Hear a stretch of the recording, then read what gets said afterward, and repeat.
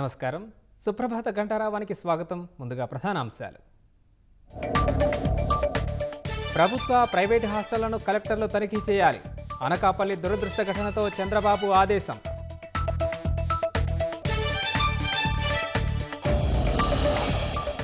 అనకాపల్లి ఘటనలో నిర్వాహకుడు అరెస్ట్. వసతి గృహాన్ని సీజ్ చేసిన అధికారులు.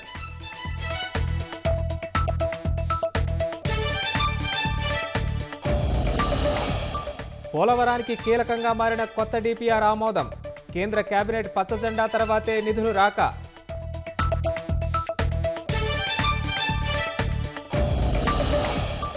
రాజధాని అమరావతి నిర్మాణానికి వేగంగా అడుగులు. నేటి నుంచి ప్రపంచ బ్యాంక్, ఏడీబీ బృందాల పర్యటన.